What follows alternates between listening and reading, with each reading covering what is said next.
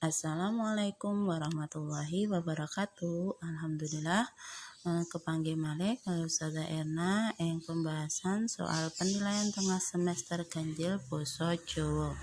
Iki ana wacan iki kanggo mangsuli nomor 1 sampai nomor 5.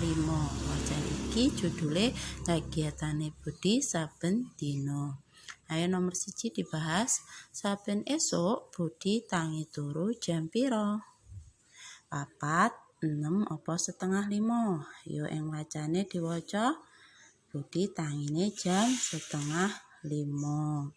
Nomor 2, apa sing ditandakake Budi sawise tangi turu? Sawise tangi turu Budi nata paturane. Nomor 3, sadurunge budal sekolah apa sing ditindakake Budi? Sadurunge budal sekolah Budi nyapa? Budi sarapan. Nomor 4, Budi budal sekolah bareng sapa?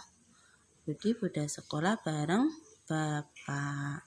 Nomor 5, kapan Budi ngaji ing masjid? Yo, kapan Budi budal ing masjid? Ngaji ing masjid sawise salat maghrib. Sing B. Nomor 6, tembung ing ngisor iki sing klebu aksara swara U ora sampurna. Dadi macane dudu U tapi O. Nah, iki sing di nek banyu klebu ing U sampurna. Yo nek B sarung ya macane dadi B sing mlebu U ora sampurna. Lah nek saru mlebu ing U sampurna macane U. Nomor 7, tembung ing ngisor iki sing klebu aksara swara I sampurna utawa jejeg diwaca iya. Ini A tangis. Tangis ya tapi tangis. Nek tangis klebu tuladhane aksara swara I ora sampurna. Nek B kali. Nah, kali iki sing klebu aksara swara I sampurna. Nek C petik kuwi klebu ing aksara swara I ora sampurna. Nomor 8, aksara swara ing tembung seneng. Seneng kuwi klebu ing seneng. Dadi klebu nek E sampurna jejeg kuwi diwaca E.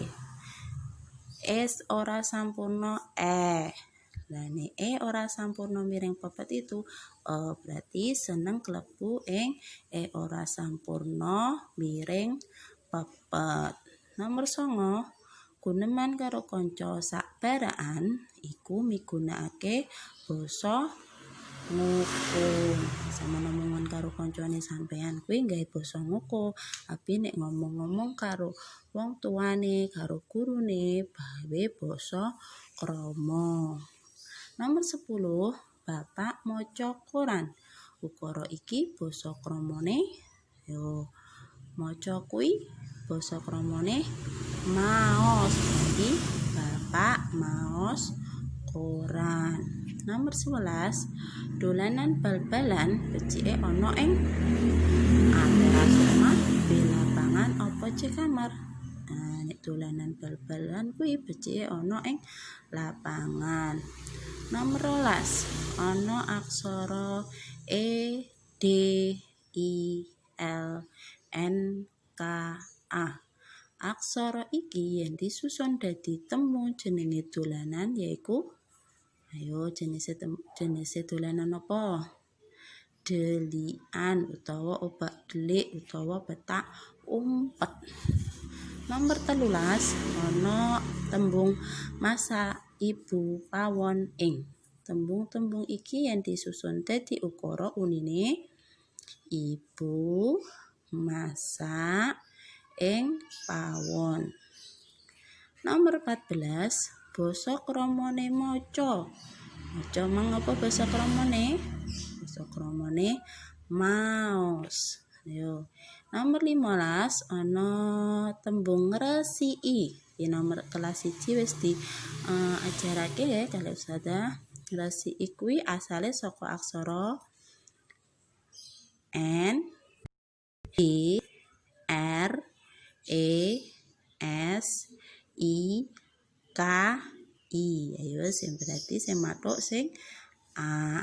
Nomor 16, tetulung karo kanca iku tumindak kang apik.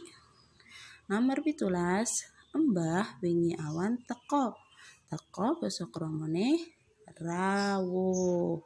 Nek tindak kuwi pergi, nek sare kuwi bubuk tidur.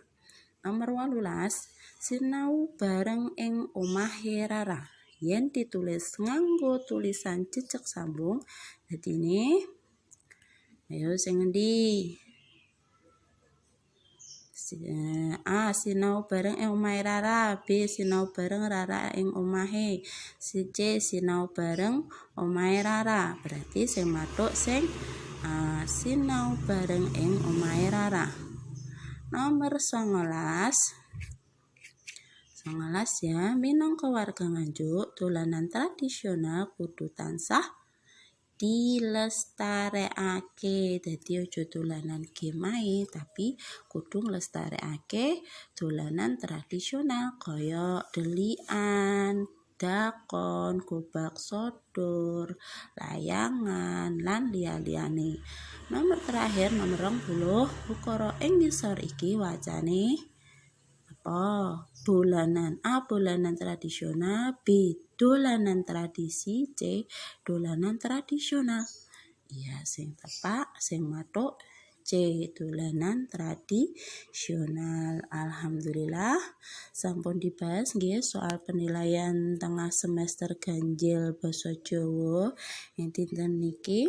Alhamdulillah mugi-mugi bermanfaat. Matur nuwun. Wassalamualaikum warahmatullahi wabarakatuh.